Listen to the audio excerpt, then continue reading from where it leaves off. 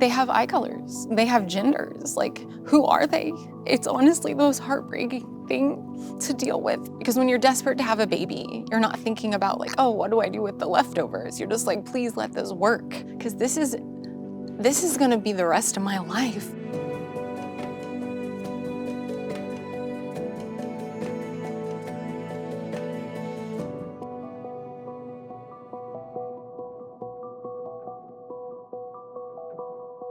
Thank you so much, everyone, for coming and being willing to share your stories. I think it takes a lot of courage, and I think this is such an important conversation about IVF and your experiences with it, so thank you. Can you each share briefly what IVF is from a clinical standpoint, and then I'd love to hear you share what your experience was like going through IVF. So in terms of IVF, it stands for in vitro fertilization. But what that process entails is that a woman is given fertility medications to mature multiple eggs in her ovaries. And that occurs over a period of a couple of weeks. But as you may know, there might be injectable medications for many weeks prior as we're preparing for that IVF cycle. At the appropriate time when there are deemed to be mature eggs, a procedure is done called an egg retrieval, whereby we go in and we remove each of the eggs and each of the follicles that we can see in both ovaries. And then those eggs are passed over to an embryologist to assess them. Sperm is then collected, and then the next part goes on with the creation of embryos. When we receive the eggs, they're immediately put in the culture because they have to continue to mature for a few hours. The man is typically encouraged to go to a room to masturbate, and semen is collected. That is then washed. The sperm have to incubate for a period of time to capacitate them. At a precise time, usually around 2 o'clock in the afternoon, we would put the sperm and the eggs together. Or if there was male factor involved, we may do ICSI, procedure called ICSI, intracytoplasmic sperm injection. We then put the embryos, the eggs and the sperm together overnight. Next morning, we'll assess them for fertilization and then put them into culture. Currently, culture lasts about 5 days. At that stage, the embryos should be blastocysts. The embryos are then graded and selected. The number of embryos are selected for transfer, and the embryologist would load them into the transfer catheter and hand that off to the reproductive endocrinologist. Yes, and then what the REI would do is a process called the embryo transfer, which would be done 5 days after during what we call a fresh cycle, meaning that the embryos would never be frozen. Or if there was a frozen cycle, the embryo would be, frozen and then thawed and potentially biopsied in the interim. But regardless, during that embryo transfer, that would be another procedure that women would be awake for, and it would involve watching under ultrasound guidance as we place that catheter into the uterus and then place the embryo within the uterus. What was your experience like, Erica and Katie, with going through the IVF process? Yeah, it was very overwhelming at first. I remember they gave us all these instructions, and you were supposed to mix the medicine at home, give the shots, have your husband give you the shots and things like that. And I just remember thinking, this doesn't seem like something I should be doing in my home. This is such a big deal, what we're doing, and I don't like doing it myself. But for me, and maybe I'm one of the fortunate ones, I didn't really have a lot of issues with the shots. Like, they didn't affect my hormone levels, or like, at least it didn't seem like it. And so I had a fairly easy physical experience with it. But I also sort of just felt like I don't really know what I'm doing.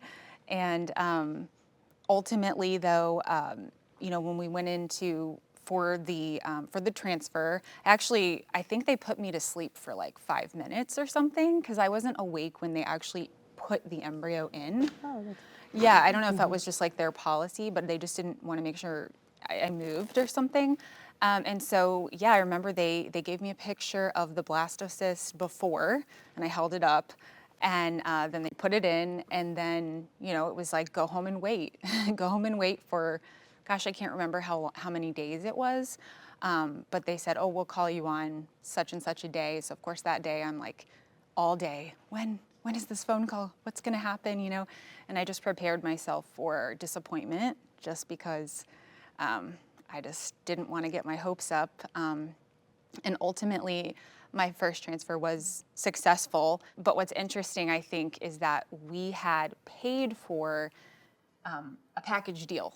So that's, part of, clinics will offer you like, oh, you can pay this much and then you get four cycles, and it'll cost less than if you just did one by one. And so we had done that to the tune of $28,000, something like that. This was 10 years ago, so it's probably more now. And so, then it worked that first time. And I mean, in a way, it's weird to think about it in terms of money, but it was like, it was just a little strange because I had no idea what the chances were and what they weren't, and I felt very sort of blindsided by the whole thing. But that was my experience, and I had my son, and yeah. When you say package deal, what was offered to you by the IVF clinic? From what I remember, it was you get 4 cycles for some kind of lower price. I don't exactly remember the price, but it was sort of like if you just did one, it just almost didn't even seem worth it. So it was really like this economical decision. And when you're spending thousands and thousands and thousands of dollars, and the goal is to end up with a baby, that's just sort of where we went with it. And so. Yeah, and I'm sure lots of people do take that option simply because it is a better chance. And also, very interestingly, most IVF centers have a financial advisor or a huge team of them. And so you probably remember, your first visit, you go see the doctor, you see the nurse, and then you see the financial advisor. Yep. So it's like you have this very precise order, ending with the... And they have a whole thing where I can't remember, we had to go to a bank and get, I forgot what it's called, some kind of, the way we did a loan, they had this special thing where you had to pay a certain amount up front, and then, sorry, I don't remember exactly what it was, but they had a special setup where they were like, here's the bank you go to. So, I'm not saying that the doctors are just about money, but it's clearly a business, and that's very felt.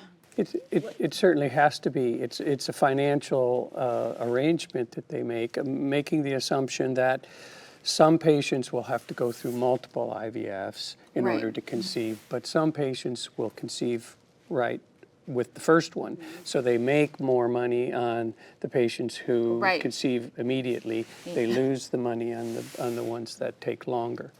Well, and we use the same program, or similar, I suppose, but one of the cells to the program is also reimbursement if you don't take home a child from the hospital, or at least our program was. So if you did not conceive with your IVF cycles ever, or you didn't take a baby home, then there was some amount of reimbursement financially. It wasn't 100%, but there was some percent. But it was a larger amount initially than if you would have just paid for one cycle. Absolutely. So maybe 8,000 to 10,000 for one cycle, or 20 to 30,000 for that That's kind right. of guarantee. It did not include medications, though. Right. What was the rest of your experience like with IVF, Katie? So my husband had male infertility. We did use IVF with ICSI, and we had our first fresh cycle. My husband was really concerned about having multiples and twins and triplets. He did not want the kind of stigma that he felt like was with IVF. So he mentioned multiple times that he only wanted one embryo transferred.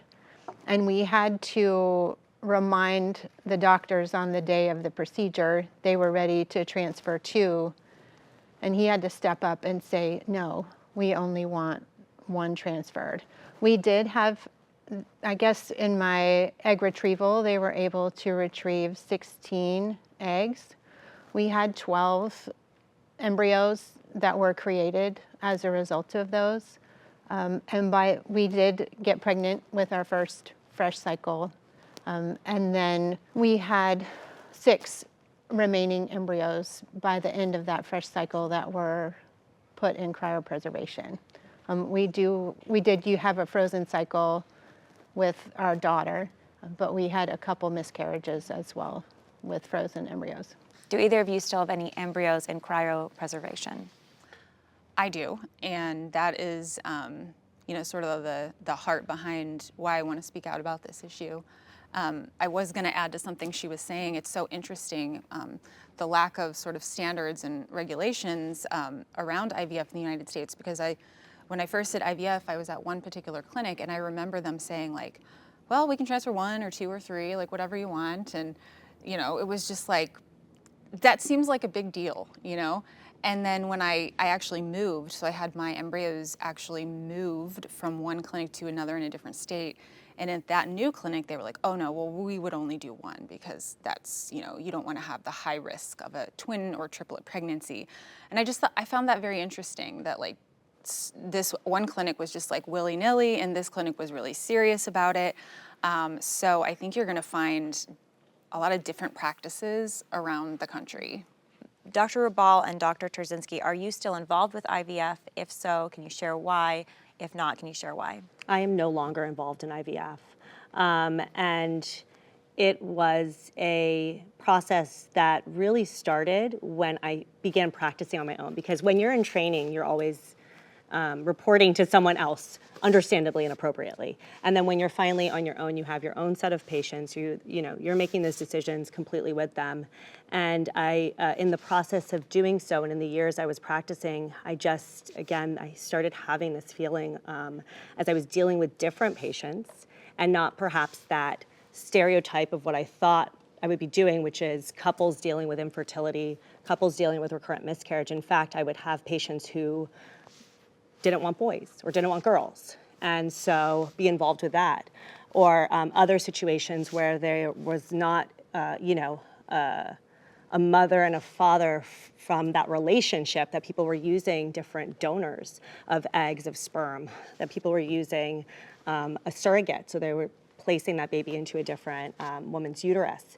And so all of these situations, I think in combination with actually seeing what was going on in the coldness and the technicality of the lab environment, as well as a spiritual realization for me and a growth in my faith, where I realized that I am involved in a place I should never have been and absolutely should not be anymore. And I couldn't get away from it. And here I am. I am a partner at this point. I'm involved in a busy, you've experienced it. The practice, you're seeing like 16, 20 patients over the course. I'd have 2 hours, 3 hours to see those patients. Then I have to run to another clinic and start seeing other consults.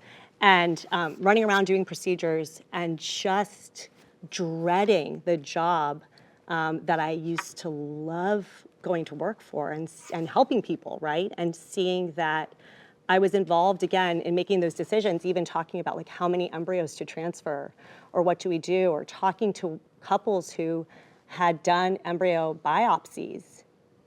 And even I just always think back of those couples that had only 1 embryo. We decided to biopsy those embryos, and the results returned that that embryo was screened as abnormal in terms of the chromosomes. And having that heartbreaking conversation that we weren't going to transfer that embryo back, and that the embryo was going to be destroyed, essentially. And my soul was at stake. It's what I tell everyone, and it's true. I could feel the spiritual darkness I was in. And so that really precipitated it. And then I started moving away from it because you're in such an echo chamber. And again, I have so much sympathy because you're kind of on this track. Like, this is the way, not to excuse myself, I should have thought more about what I was doing, truly. But it's also, this is what we're told. Like, these are the steps. This is what happens. This is how you treat people. And there's not much mention in some ways, I did not seek it out, of other options. In fact, there was one study, I think, Facts About Fertility. They always quote a study that 90+% of OBGYNs or so don't feel educated well in terms of talking to their patients about fertility awareness-based methods in terms of fertility. That is a staggering amount. Those are the experts. We're the experts. And we're telling people to go down this one path. And so anyway, I just felt when I started looking around, and like I said, the scales finally fell from my eyes, I was horrified because I felt like there's so much that I haven't been helping people with or healing them or actually addressing the root cause of what they're dealing with, let alone that in the lab, we're talking so flippantly about all the number of cells that an embryo has and the appearance, and you grade them under a microscope. Yeah. And I never thought, one day I remember still the day I had the realization that, my goodness, I was watching a life, like it was growing cells into different organs. That is life. How could I not, I just couldn't believe I hadn't realized it. So I had a spiritual aspect as well. I think that just made me more hyper aware of what I was doing. But for me, it started more simply, like just seeing some of the disorder and the harm that we were doing. Like there are wonderful success stories, but there's actually far more people who go through this trauma and are not successful. And the most difficult are the ones that go through this trauma and then have later losses of those pregnancies, or an ectopic pregnancy, or it's just very traumatic. And then the legal issues, the social issues, all these things kind of coming together. The final straw really was when patient, typically we would always take the surplus, they call them surplus embryos after what was been transferred, and freeze those, so cryopreservation. But this particular patient did not want her extra embryos frozen. And I objected to that.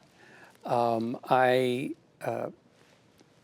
told him I didn't want to do that. The patient's physician, who was my boss, came to me and said, well, I want you to do this. And it came down to the day of, and I was essentially forced to follow out the patient's wishes and not freeze those embryos, allow them to continue to develop until they no longer could develop in culture, essentially neglect. After that happened, I just had a repulsion, and I knew that I needed to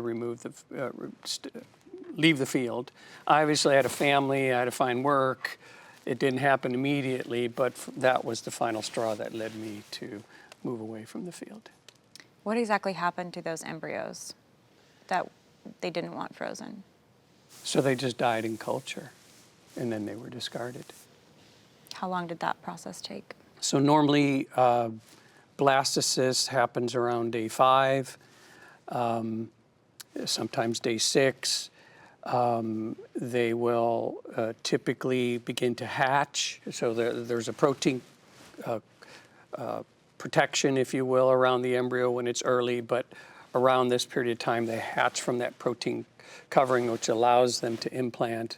These embryos continued to day 9, 2 of them, and completely hatched. So they were completely viable. But at that point, they need a uterus. They need to be able to implant. So within a day after that, they basically condense. All the cells turn dark. You can see cytoplasm essentially exploding from the cells, so they just degenerate and die. When you discard them, they would essentially go in the trash. Yeah. Either with trash, Medical waste. like biomedical waste, like Medical waste. used needles and things like that. Yes, correct. Okay. Biomedical waste. How do you feel about your experience with IVF? So part of our change in feeling regarding IVF came when we had 4 remaining embryos in cryopreservation. And that was several years ago. We were reviewing our budget, of all things, seeing the monthly expense for keeping our embryos frozen. And we're trying to figure out how we could reduce expenses. And that was one of them. And we weren't necessarily planning on transferring those embryos.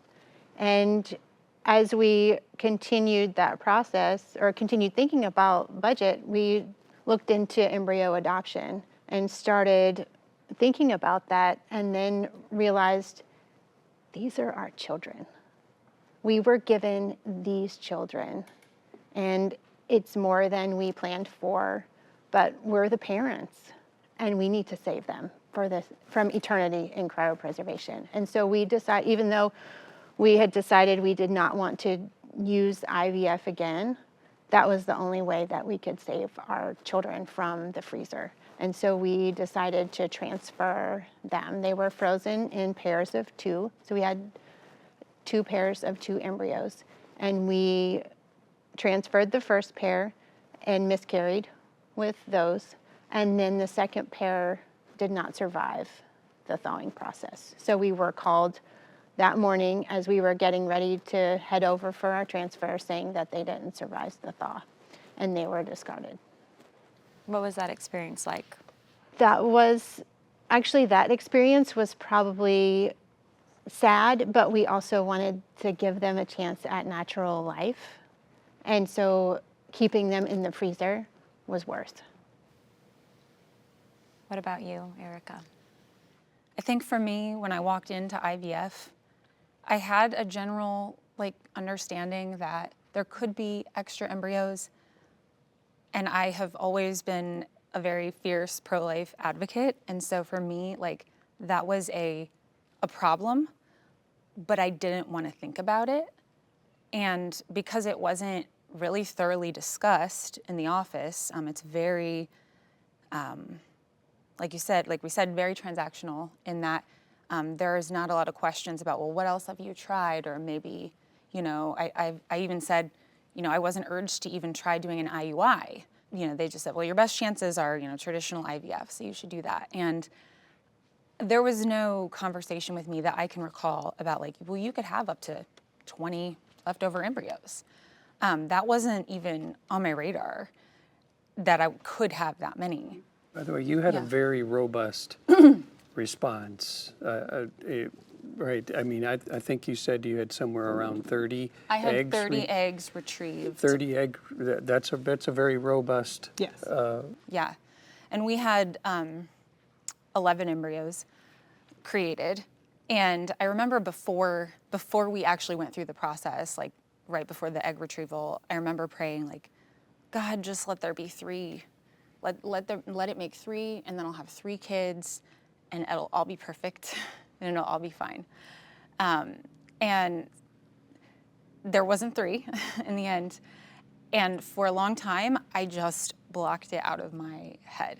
So I had my son 2 years later. With that cycle, we unfroze, and then I had my daughter. And then I just blocked it from my brain for several years because I couldn't think about the fact that I had these other embryos. And it was also the storage fee that sort of forced me, because every month I'm getting $50, a cryopreservation. And it just, it hits me every time, what that is for. And ultimately, I knew from the start that I was doing embryo adoption because I would not destroy, and I wasn't gonna give to science. But I just thought, I'm just gonna I just have to separate myself from that. I don't wanna know anything about it. I don't wanna know the people. I don't wanna know what happens. But since then I've learned so much about how embryo adoption, that's just like normal adoption. These kids suffer identity issues. There's so much trauma that goes into that. And then all of a sudden, something I'd never thought about, I thought, I've just done this. These are my children. I've done this to them. I can't have all these children. And now I'm stuck. And the fact that they're my kids' siblings, I think about my kids, Jacob and Abby, I think about the fact that they were next to these others. And I tell I say they have eye colors, they have genders, who are they? And it's honestly the most heartbreaking thing to deal with because I'll never get to know them and I can't give them life. And someday I have to tell my kids, you know, what I did. And I don't want I don't want people to go through this, because when you're desperate to have a baby, you're not thinking about like, oh, what do I do with the leftovers? You're just like, please let this work. And so the reason I, you know, want to talk about it, this is going to be the rest of my life. Like, this is the rest of my life that I'm gonna be thinking about these embryos, like hopefully that become babies, but they're not gonna be mine. And like, there's nothing I can do to change it. Like, there's nothing. I'm stuck. And they don't talk to you about that when you go in to the clinic. And they don't talk to you about how these are really hard decisions that you're gonna have to make if you don't want to. I mean, it's not about paying a storage fee, but like people stop paying them because they don't want to pay for them anymore. So I'll stop there. I could keep Erica, going. thank you for sharing that, actually. It's very powerful. And obviously I speak a lot about that, about the abandoned and discarded embryos and the number of embryos that are in cryopreservation, but hearing a real story of that being attached to somebody real is very powerful. This is a huge problem with the field. I've heard estimates of somewhere around 1 million frozen embryos. I think that's very underestimated. The calculations I've done, I get at least 5 million that are in cryopreservation, probably 5 to 10 million since the start of IVF that have been simply discarded or used for research. So these are huge numbers, and it's a huge problem with the industry. And I will also say I've recently joined because, you know, I'm now may be on the road to pursuing this embryo adoption. And so I'm in these private Facebook groups, and it's interesting because you would think there's so many embryos, like, you know, anyone that wants one should be able to get one, but it's really not that easy because so many of them are, they're in storage. And even if people stop paying the fees, the storage facility is like scared to destroy them because they're afraid they're going to be sued if the people come back. And inside these Facebook groups, there's not a lot of people that want to do a private adoption. And like to match is really difficult for a family that wants one and a family that wants to donate one. So like it's difficult to find matches for them, even though there's so many.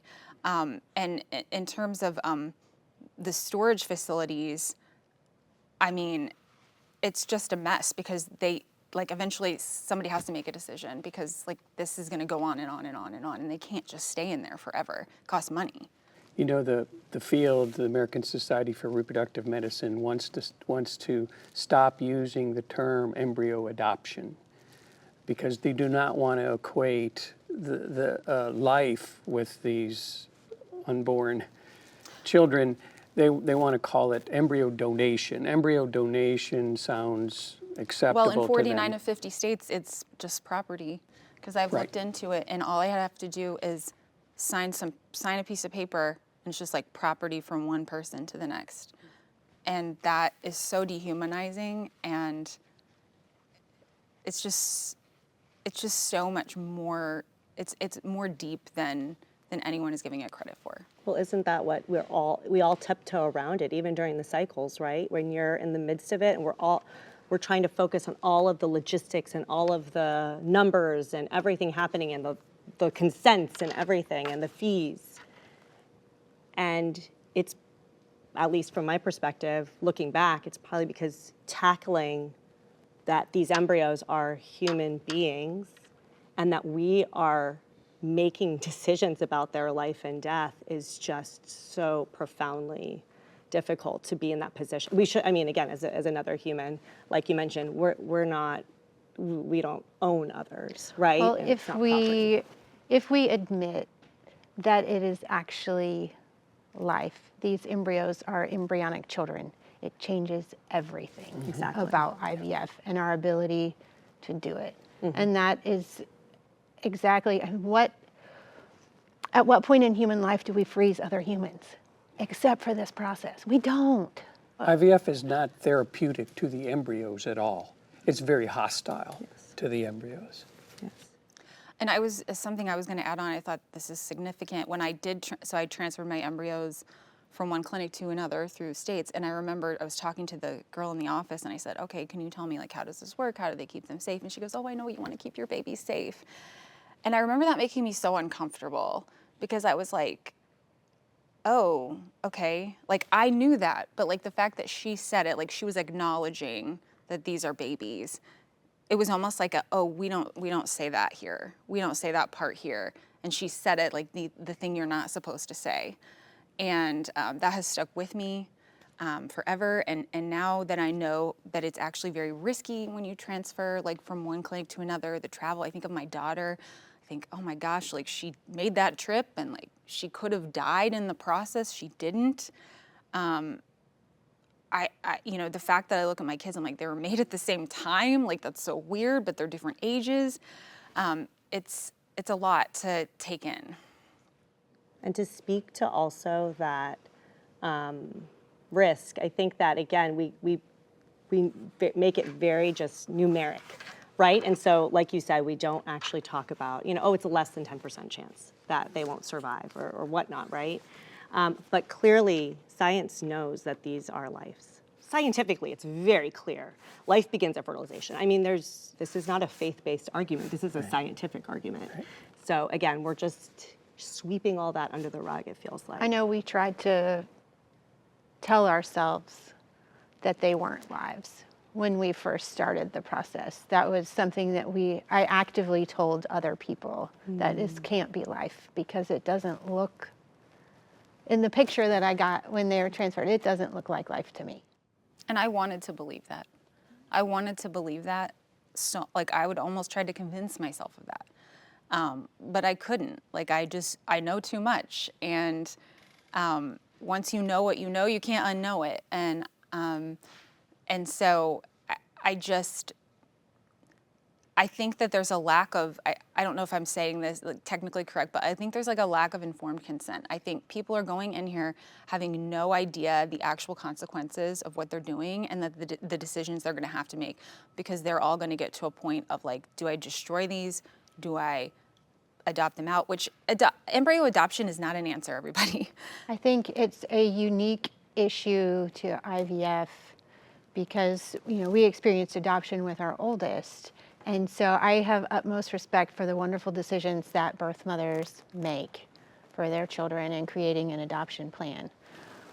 When you experience infertility and so desire a child, go through IVF and you have embryonic children remaining in the freezer, it rocks your world to think that you are going to be the birth mother who's creating an adoption plan for her children.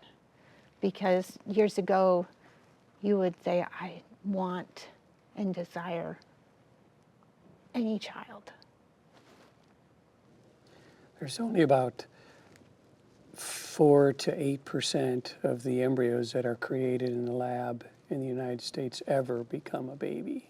Did you say 4 to 8? 4 or 48? to 8%. Less than 10%. Wow. And each one of those is an individual life with like their own DNA code. Like, there will never be another one of them. And they're all just sitting there on ice. And like, who are they? Like, these are people that God like created, and like, you can't replicate them. That's like the most amazing, beautiful thing about human life and like God creating us this way. And to imagine you don't get another one of those. And that's just a mind-boggling thought. Did you feel like, Erica and Katie, that you mentioned informed consent a moment ago, Erica, did you feel like you were given all the information that you needed about IVF before going into it and during it? I think at the time, I thought I had all the information I needed. I have a nursing background, so hospitals and doctors' offices are part of my nature. But in retrospect, I do remember when we decided to transfer our last few embryos. I remember going into the doctor's office and I asked, how can we share this with others so they don't end up with having to make this decision. What decision? The decision to either discard, destroy, or transfer embryos that you weren't prepared to use initially. And they probably didn't like that question. They gave me a blank stare. Yeah, I mean, I think I didn't know what questions to ask. Like, they didn't, like, I thought maybe I knew, but, you know, when you don't know what questions to ask, I mean, really to me, it's, I wanted, like, if I could go back, if I could say this is how it should be done, number one, they shouldn't be giving IVF to someone that, like, hasn't tried other things first. I mean, outside of, you know, trying for 2 years naturally, but there are other things, like you both work in natural reproduction technology, and that's something. But I think it should be like the gravity of the decision is not valued. I want someone to sit me down and say, you could have 10 embryos, which are your biological children, and you're gonna have to decide what to do with those. And here are your options, and here's what you wanna think about, and here's a story of someone who did this. Like, that is being informed. Because if I guarantee you, if I had had to sit there with that information and grapple with the reality of the eternal consequences of what I was doing, I don't think I would have made that decision. And of course, you always have to quip and say, of course, you know, my children created with a purpose, like they were intended by God. God works everything out for those who love the Lord. We cannot mess up his plans, but I do think I would have made a different choice. And one thing I would also like to say is there are other choices. Well, I think that that's coming from the other side of that table, sitting there and talking to so many different patients. This is why, I don't care if you're an expert or not, human beings should not be in charge of, because the doctor's, of course, directing all of this, as you're saying, you know, rightfully, because we have the background, we have the experience. But we're not omniscient. We don't know. I mean, I would have one patient who would have 10 embryos and to start, and, you know, unfortunately, because of something going on in that particular couple or for that particular period or for those embryos, none would survive or none would be able to be transferred back. And another patient who would have 6 at mature embryo stage, which is blastocyst, day 5 or 6 of their life. And I remember every night, you know, I'd talk to the other RIs, we'd agonize over it. We'd talk about our patients, and we just were so invested because we were playing God. And we felt the weight of doing so, I think. Maybe we didn't consciously, but absolutely you do, because you're like, oh, what, you know, you just go home and you can't stop thinking about it. And I think that that's why I respectfully think that we shouldn't be doing IVF. It's a slippery slope.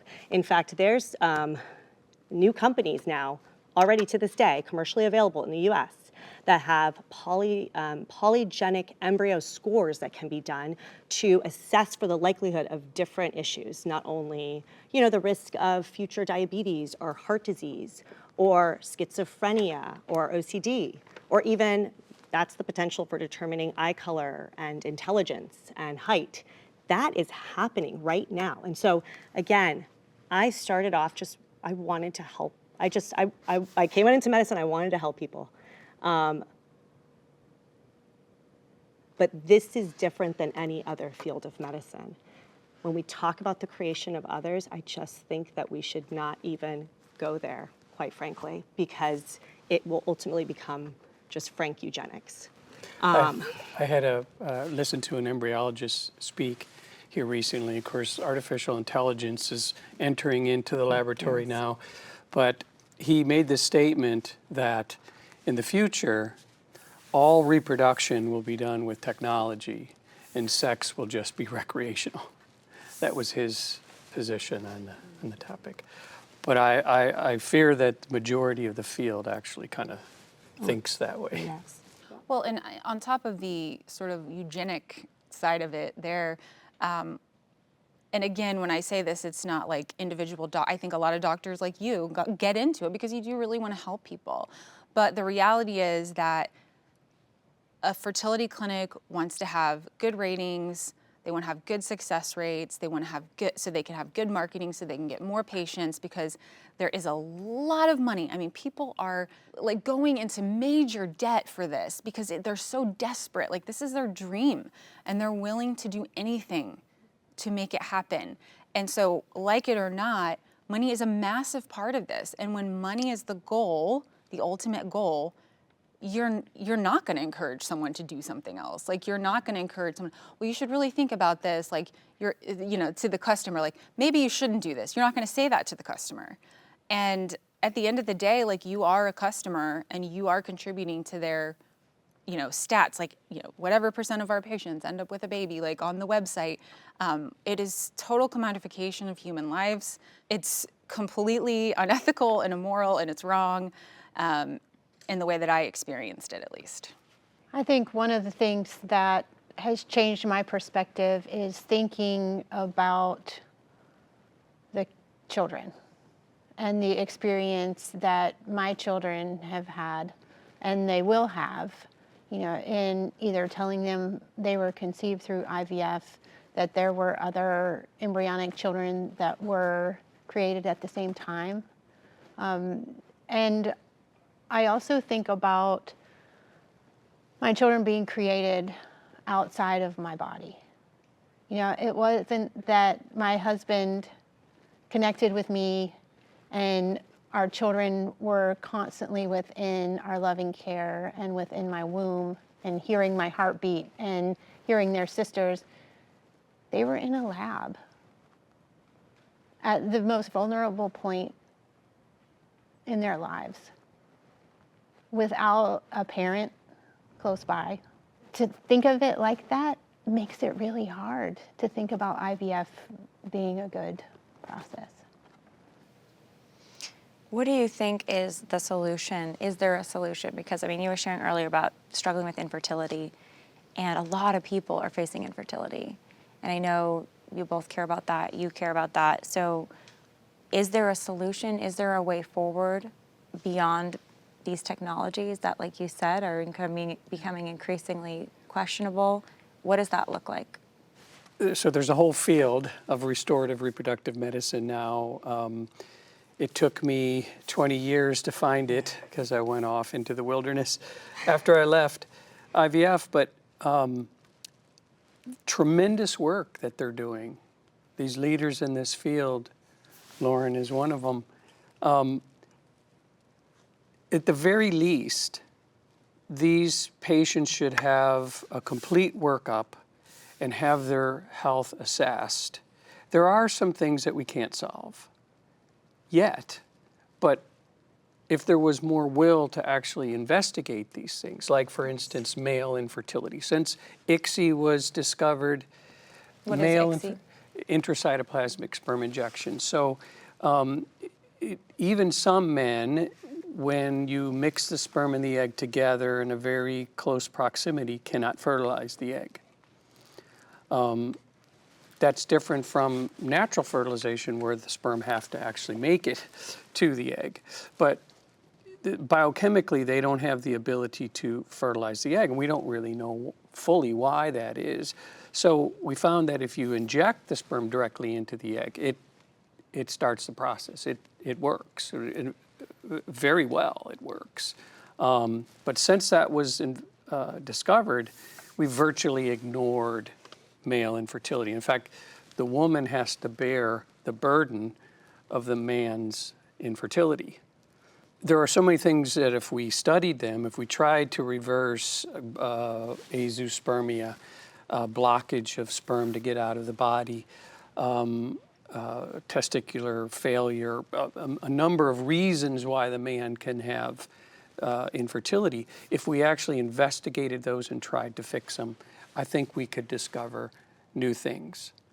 I mean, IVF itself, when it first started, the very first attempts where it resulted in Louise Brown, the results were less than 1% success.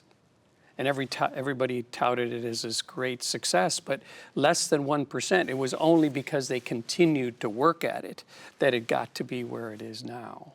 So it's the effort that needs to be put I into it. completely agree. I mean, I remember even in my fellowship, we'd learn about, you'd look at the older textbooks and learning about cervical factor, which just means that maybe the cervix is involved in why that couple isn't able to get pregnant. The cervix is the mouth of the uterus, right? And then I'd be told, oh, don't worry, we can overcome that. There's a procedure, it doesn't matter, is the implication. Or same thing with progesterone or different hormone levels to support that pregnancy. There was a study that disproved it. Again, maybe some flaws within that study, but it just kind of gets, no, it's okay. We can do IVF. And there's no interest in actually seeking other causes. I mean, I always quote this study, but one study showed that in a group of hundreds of women, 50% of them have a diagnosis of unexplained infertility. They couldn't figure it out. They went to a restorative reproductive medicine clinic. Less than 1% after that had that same diagnosis. There is an answer. And I always think back for when I started my integrative medicine fellowship, how shocked I was at what I was learning for the first time about basic health and lifestyle and wellness. And I'd never been taught that in medical school. And I think that it just, again, corroborated my feeling like we need to really seek the full truth. It's out there, but we need to be able to get to it and then develop it further. It's like so much in the healthcare system right now in that we see so many people. It's like immediately it's a pill, immediately it's big pharma, instead of like looking to the natural side of our bodies and our environments and that it's just like a similar vibe there that people are not even, they want the fast track, they want the easy thing, they want whatever they want right away. And also I would say, it doesn't leave room for God. It doesn't leave room for God to do, his work in the world around this topic. Like, what's he going to do in your life? And, how are you going to let God come through for you?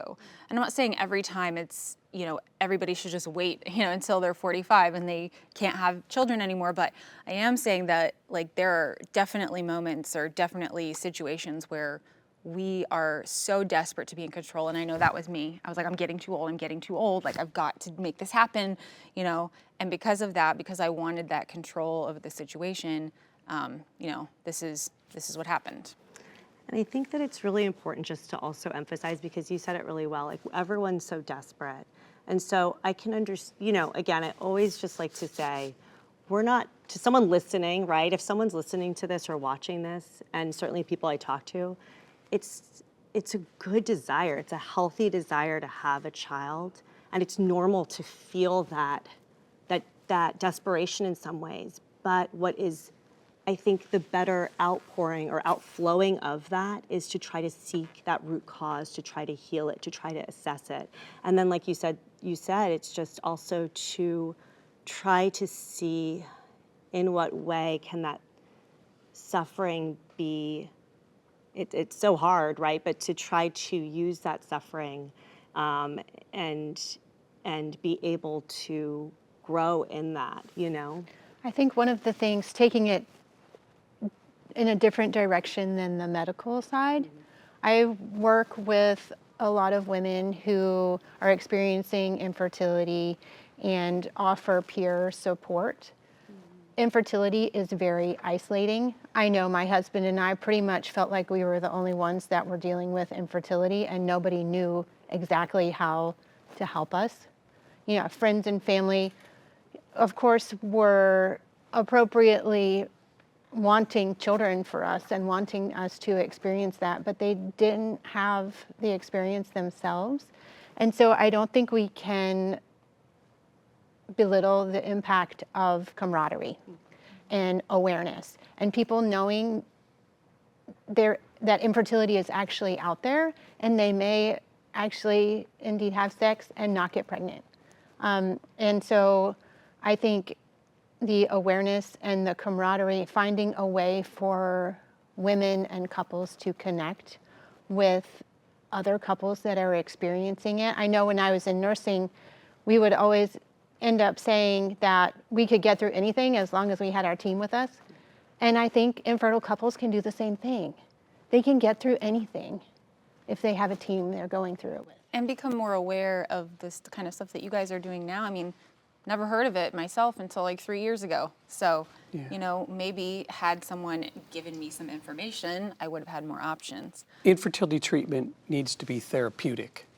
And IVF is not therapeutic. It's actually traumatic.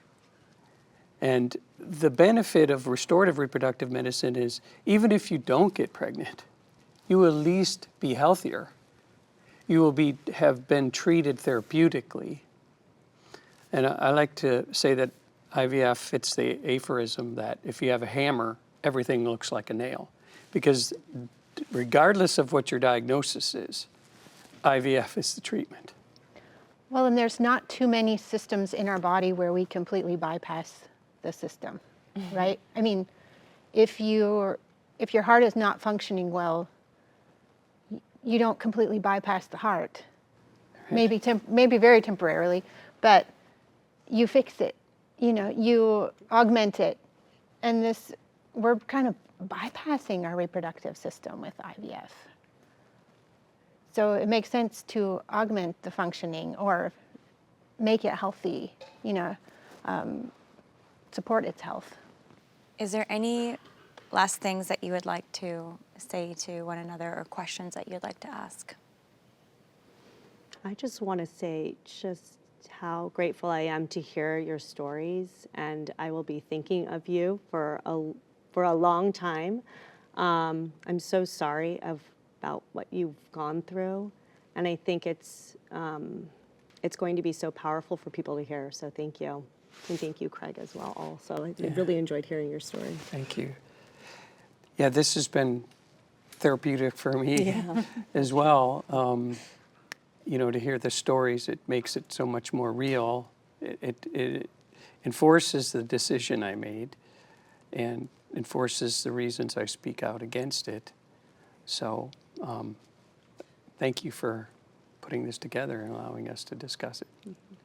Yeah, I was just going to say thanks to you too, because I know that it's hostile out there when you are speaking out against IVF, and people don't want to hear it. And I've gotten, you know, pushback on things that I've written and been saying, but I appreciate your voices so much because they are so important in moving forward with this conversation. And you know, I would just encourage anyone that is listening to thoughtfully consider this and really, really, with an open mind and an open heart, like pursue more information before making any decisions.